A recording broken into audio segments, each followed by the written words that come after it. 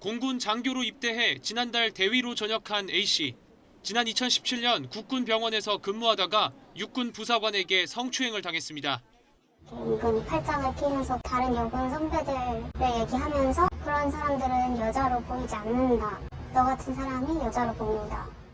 큰 충격에 빠진 A씨는 국군 수도병원에서 당시 신경과 과장이던 70살 노모 씨에게 치료를 받았습니다. 그리고 3년 뒤 국군 수도병원을 찾았다가 다시 만난 노 씨에게 견디기 힘든 일을 당했습니다.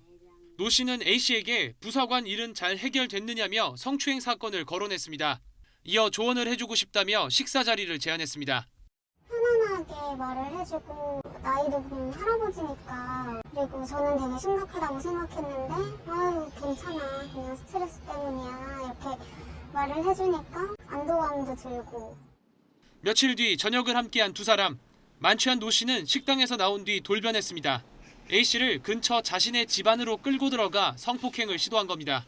치마 속에도 손을 넣었었어요. 스타킹을 신었었으니까 스타킹을 벗기려고 하고 제 손을 가져다가 자기 성기에 가져다 댔어요. 계속. 간신히 집 밖으로 달아난 A씨는 외상 후 스트레스 장애와 해리성 기억상실증, 마비 등 증상을 겪다 일주일 만에 노 씨를 부대에 신고했습니다.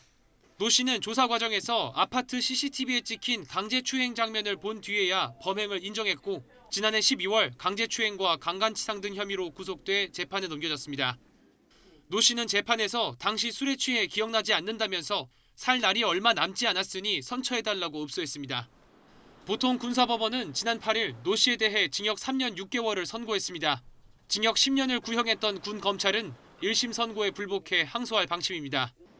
육군 부사관에게 성추행을 당한 뒤 두통과 마비 증세가 생겼던 전 공군 장교 A씨는 신경정신과 치료를 위해 노 씨를 만났습니다. 노 씨는 A씨가 당한 일들을 듣고 별일 아니니 안심하라며 친절한 모습을 보여줬습니다. 하지만 뒤로는 국군 수도병원에서 함께 일하는 군의관 등에게 A씨의 험담을 하고 다녔습니다. 다른 군의관들한테도 저 여자애는 남자들이랑 문제를 일으킬 수 있는 이상한 여자다. 그러니까 조심해라. 노 씨는 군 조사 과정에서도 A씨가 접근하기 쉬운 여자로 보였기 때문에 범행했다는 취지로 진술했습니다. 재판에서는 자신의 성폭행 시도로 인해 A씨에게 정신질환이 생긴 게 아니라 이전에 육군 부사관 사건으로 생긴 질환이 이어지고 있는 것이라며 정신적 상해 혐의를 부인했습니다. 하지만 재판부는 노 씨의 범행으로 피해자가 정신적인 파멸에 이를 정도로 고통에 빠졌다며 검찰의 공소 사실을 모두 유죄로 인정했습니다. 피해자에 대한 2차 가해를 서슴지 않았던 노 씨. 전공인 신경과 분야에서는 지난 1998년 대한뇌졸중학회를 창립하고 대통령 주치의도 여러 차례 역임했던 저명한 의사였습니다. 제 잘못인 것 같아요. 그 사람이 일단은 너 때문이다 그렇게 말을 했었고 그 전에 사건들도 네가 그런 여자라서 그런 거고.